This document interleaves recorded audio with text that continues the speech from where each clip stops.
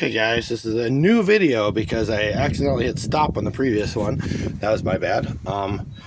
You will be seeing, this is my 95 Ford F-150. I was showing off that the one fan is not working on this truck. I'm just going to be splicing a wire together, and you'll be following along for the simple task of basically splicing on a new spade connector, and should be having both fans running again, so it shouldn't be getting hot. It actually has been doing pretty well, but I'm gonna try to help it out a little bit since it originally came with two fans on this aftermarket fan setup that was on here when I bought it. So, and then, anyway, I'm gonna splice this on, plug it back in, and cross my fingers and hopefully it helps. So I'll put you on pause here. Got basic crimping tools, yeah, your cheapo Calterm or whatever brand stuff is. There's a little bit fancier one. This is for stripping wires. I like using these. It does a fairly decent job. And then of course you got your lighter to do heat shrink stuff. So put you on pause here. It is going to be, I can't really show you a whole lot because it's, I got a snow blade in the way here, so I'm gonna have to kind of work around that. I can't really give you a good shot of what I'm doing, so I guess I can show you what exactly I'm dealing with here. This big nest of wires here. This is the end I need to plug into. This is a male end. I have a female end, and this end is okay on the fan yet. So, because I tested it before, the wire must have just got hot, or they didn't have a good crimp on it, and the fan quit working. So, and I noticed it was getting warm one day when the power went out on my the Great Snow Show video I posted a little while ago when the power was out. There's the tree mess that I actually use this truck to drag away from. Over there you can see that branch hanging down right by that propane tank. That's where all those branches were. I drug them all over here. I'm gonna cut them up at some point. I asked my dad about it, and he originally said yes, but I think, like I said, he just turned 70, so wish him happy birthday. And also expecting another nephew here in any day now. They've been going back and forth to the birthing center because she wants to do a natural sort of birth, whatever, you know. But anyway, they're expecting their first kid, so give them a shout out too. That'd be my younger brother, and they actually live up in Minnesota, so unfortunately I won't be able to see them. I don't know if they'll make it down here for Easter, because, you know, right after having a kid, I doubt they're gonna be super. We're gonna make a 6-hour long trip or whatever, or 8-hour long trip. I think 6 or 8. I think it's 6 hours from there to here. They live in St. Bonifacius, Minnesota, and I live in Valparaiso. My parents are from Weston, Nebraska. I'm also from Nebraska as well. Anyway, so I'm gonna fix this here real quick. I said it's just gonna be a short little video. I know it's already 3 minutes and I'm sitting here rambling, but got a lot of stuff going on lately, so I'm gonna get this crimped on there and show you the results. And like I said, as of right now, this driver's side fan is working. The passenger side fan is not working. I'll show you when I'm done. I do promise it is working. I actually have it hooked up to the ignition, so when you turn the key on, the fans just run. It originally had a temperature sensor switch, which is still in there. I'm just not using it because I thought it was kind of being intermittent. It wasn't working when it was supposed to. So instead of messing with that kind of stuff, I'm just going to hook it up the way I think works, and we'll just go from there. And if I decide to change in the future, I will. So bear with me. I'll put you on pause here for a second and get the process done. I know you guys, most of you probably know how to crimp a wire. It's not rock science. So I'll be right back with you.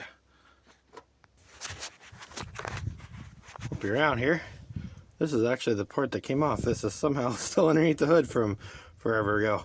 Like I said, I was messing around with the wiring system, and all of a sudden this came uncrimped. The one that I have on there now is a heat shrink style one. This is just your garden variety plastic sleeve thing. These are okay in some circumstances. I've had a lot of bad luck with the non-heat shrink connectors. I just opt for the heat shrink ones. I have had an instance, like I said, I'm an automotive mechanic. I have had instances where the heat shrink ones will sometimes come to bite you. If you don't get the wire all the way slid into the connector. I've actually squeezed them together, you know, crimped them, and I thought I had it crimped. Well, I went and heat shrunk it, and then I went to plug it in, and the circuit is still not working. Well, it turns out when I went to crimp it, the wires didn't go into the crimp all the way, and I crimped nothing. And heat shrunk it, and then basically the wire is stuck inside the heat shrink spot. So just a little PSA for all those using a heat shrink already made on connector. You know, if there's heat shrink over the top of these, keep that in mind. Make sure the wire's in there all the way. Double check. Don't get in a hurry. It's easy to make the mistake, and obviously I did it, and yeah, it was very frustrating because I had to take a bunch of stuff apart to fix it right. It was a washer pump wire that time. The connector got broken, and I went to splice it on. I put the washer pump all back together, and guess what? It didn't work. So I had to take it all back apart, which is frustrating because it was up in the fender on a Chevy pickup. Anyway, let's flip the key on and see if both the fans work right now. So I haven't done this yet, so you'll see when I see. So right now there's just one fan running. The driver's side fan was the only one running. We'll see if both fans run. Should be able to hear it. It'll probably be pretty loud. Yeah, there's two. You can hear the two different tones. So anyway, real simple fix there. I know this is probably one of those, did you really need to make a video on this? But I figured, why the heck not? Like I said, I kind of do a little bit of everything. This does fit in with the Scotch low budget projects. It is a low budget fix. So I didn't go out and buy new fans. I respliced the end on it. So pretty simple. Roll the window up. Oh yeah, by the way, in case you're wondering, this is what a window is supposed to roll down like. This one has also been fixed with that nut thing I was telling you about in the previous video about putting the 3 nuts inside the window motor, and 3/4 inch nuts rather inside the window motor, and it actually worked pretty good. That window was well, it worked for a while, and then it quit, and it would sit there and just and if you help the window up, it will kind of go, and then after a while it just stopped working. So anyway, there's the Ranger there, there's the Project Ranger there, and then F-150 there, and then of course the motorcycle's over in the shed, or the carport rather. And we're still kind of well, I'm still kind of cleaning up after the winter storm that we had. That really kind of came out of nowhere. Nobody was expecting it to be that bad, and it kind of was. So my shed is an absolute disaster right now. It looks like a tornado freaking went through here. Unfortunately, this shiny stuff on the roof, it was recycled from, I used to get those factor meals. They used to ship them to your house or whatever. They were good. I had no issues with the factor meal stuff. Unfortunately, they got a little bit too expensive for me. And I said, I'm not a cook, so I didn't like cooking stuff. I can make some food, but I'm not, I'm not a chef by any stretch of the imagination. I'll get a wild hair every once in a while and be like, I'm going to make something, and I'll, make pancakes or waffles or a steak or something like that. I can do those sorts of things, but I'm not going to be making any sort of fine dining experience for people like some people seem to think everybody should be able to do. Unfortunately, that's just not my thing. Anyway, yeah, here's the fucking mile-long crap they give you for that wonderful piece of junk window motor they gave me. Not impressed on that with that Ranger. Really wish they would have done a better job.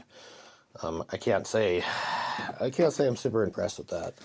Very disappointed in the quality and the manufacturing of that motor. And maybe it's partially user error. I won't say it isn't, because I'm not a professional window motor installer, we'll say. I don't do that professionally. I know some might say, well, you're a mechanic, you should be able to do that. Yes, but most of the time when I get parts, they'll come from different, I'll get them from an actual parts store where I work. So their quality is normally better than what I deal with here. I kind of try to do stuff on a budget at home. That one might have bit me in the butt a little bit. Might have been better off just going through CarQuest, which is who I deal with at work, and probably would have had better results. But unfortunately, that's not always a thing, and I probably would have got it done in a lot shorter amount of time, because that truck has sat for almost a week and a half because of that window motor. But anyway, as far as other things go, oh yeah, one video I didn't show. This is actually a very nice upgrade for anybody that has to deal with these sort of tires. And this is a little hack thing I kind of learned and taught myself. I forget what size they are. They are a 410-854. So 4-inch rim, a 410-854. So 4-inch rim. These are very common on like tool carts, like your dolly carts, those sort of things. Anyway, my trail mower uses those tires, and they were a tube type, two-piece rim tire. Nothing wrong with the design. It's just they did not do well out in the elements. They did not hold up well. They cracked really bad. They, I don't know. They apparently didn't work good for pulling behind a mower. The tread was coming off on them. They were just not good tires, and they always went flat. And you'd pick up random stuff and it would just go flat. Anyway, I was able to find I forget what they call them. Oh, they call them a flat-free tire, and they're more or less just I guess you would call them a solid rubber or semi-solid rubber tire. All I did was, unfortunately, the rims don't work with the application I have set up currently, but I was able to take the rims apart and swap all the parts over to the original rims on the trail mower, and they actually worked out really well. So if you can see here in these tires here, you got them on the front as well. Whether or not I can see that, I don't know. But anyway, the point is I don't have to worry about flat tires anymore. This trail mower does sit a fair amount, so it does suffer from flat tires. As this lawnmower, which I need to get that fixed. That'll be sometime down in the future, probably when mowing season starts. I'll worry about that. I have my other Murray mower that I did some videos on way back when. That one's running. It's not running great, but it is running enough I can mow with it. I still got a little bit of an idle issue. It'll sit there and just, I don't know, it's like it's running too rich, and I don't really have a real way to figure out what's going on. It doesn't have much adjustment on the carburetor, so might have to take it to somebody who knows a little bit more about it than me, unfortunately. But with that said, I'm pretty happy with how those trail mower tires worked out, and just right now, just buttoning up a few little things. Like I said, the clutch just randomly sort of fixed itself on the Ranger, so I'm just gonna let it be until it acts up again. I did end up buying a vacuum bleeder set like they do for like your hydraulic brakes on your trucks and cars and whatnot. I watched a video, another person did a video on it. They were talking about how to bleed hydraulic clutches, which I was always taught you bleed them just like brakes. You have one person up on the truck, another person down by the bleeder, down by the transmission, and this one has what they call an internal slave cylinder on my Ranger, and a lot of Fords are this way. And pretty much anything that's really got a hydraulic clutch, pretty much anything newer. Some of your older stuff did have external slave cylinder hydraulic clutches, which were a little bit easier as far as like replacing. If you ever need to replace a slave cylinder on an external one, it's very easy versus being a pain like these trucks. You got to pull the transmission, and it's inside the transmission. It's not the best setup, but anyway, it's what a lot of them use. My 88's the same way, and this 95 is the same way as that too, and a lot of your F-150s and stuff of this era, 90s trucks, are all like that. Anyway, my point being is, the way you can bleed them is, like I said, typically one person up in the truck, one person down by the bleeder, push down on the clutch pedal, open up the bleeder, wait for the air to come out, wait for the air to stop coming out, close the bleeder, keep doing that, make sure you have the reservoir full as you're doing it until all the air theoretically comes out. Well, there's some sort of anomaly or some weird deal on these Ranger pickups. The way they sit in the firewall on the master cylinder side of thing, which is the part that's attached to the clutch pedal, there's a master and a slave cylinder, for those of you that don't know how hydraulic clutches work. The master cylinder basically produces the main power, or the main fluid force, and the slave cylinder basically modifies it or increases the pressure force, allows it to push itself into the pressure plate, which in turn then makes the clutch plate move away from the flywheel, allowing you to shift gears or take it in and out of gear. Anyway, the issue is when you don't have the air all bled out of the clutch, the slave cylinder will move slightly and doesn't quite push hard enough on the pressure plate, and then you'll end up with gear grinding, either low pedal engagement or high pedal engagement, depending on how your clutch is set up. And I've driven some cars where the clutch release is right at the top, which is very hard to drive in my opinion. They really should be released right in the middle area, about normally within, we'll say, 5 to 6 inches off the floor. Any less than that, it's very hard to drive as well, because you can't, when you're starting out on a hill, they're very hard to drive like that, because you can't, you almost have to dump the clutch and just gun it to get the vehicle to move properly. Otherwise you'll stall them typically, unless it's a higher powered like V8 car or something. But most of your V6s and 4 cylinders don't have enough oomph to really drive it like that, for the most part. There are some exceptions, but anyway, this truck, I had done a clutch and everything to it. There are videos about me talking about that. Like I said, I don't do a lot of how-to videos because, well, perfect example, that window motor on this Ranger didn't go smoothly. I obviously ran into some problems, but it's just the reality of things. I mean, that's point in case. You can take your stuff to a mechanic. I, myself, being a mechanic, and we have problems like this. This is why things sometimes take longer, and things do not always go as smooth as they do on YouTube. And this is a real life experience for, like I said, I'm a professional mechanic. I do this every day, Monday through Saturday, some weeks, or we'll just say Monday through Friday, from 8 to 5:30. And I do this day in and day out, mechanical work. I do not do a lot of engine stuff. The shop I work at is a smaller shop, so we keep more focused on your simple tasks like brake jobs, oil changes, radiators, water pumps, alternators, power steering pumps, the lighter kind of end of your automotive stuff. I mean, there are shops that will do an engine swap. There are shops that will do transmission work. Obviously, I did a clutch in my Ranger, but that is not typically something we do at the shop I work at. On a rare occasion, we'll get one in and we're able to do it, but for the most part, we don't normally do that type of work. Me being a mechanic, that's kind of an exception, and I try to steer away from that, because a lot of times those sort of jobs, they can turn into a 2-day project and really do not have the space at the shop to do that, or the time really, because we get a lot of local customers wanting, oil changes, brake jobs, tire repairs, that sort of thing, and that is quick in and out work. And it doesn't work well when one of your stalls is full with an engine, an engine job or a transmission job or a differential issue or things of that nature. It just doesn't always work. Like I said, I have worked at shops where they did that sort of stuff. And yes, it works when you have a bigger shop with more mechanics. Shop I work at, there are two main mechanics. My boss, one of my bosses and me. We are the two mechanics at the shop.